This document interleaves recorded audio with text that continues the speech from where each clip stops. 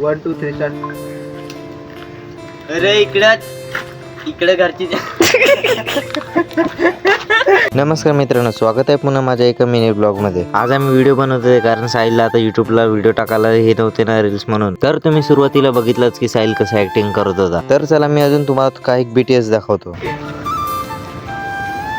अरे इकडे कारण या खायला. कारण अरे इकडे कारण हे आता घरची दिली. अरे याला फास्ट बोलायचं आहे.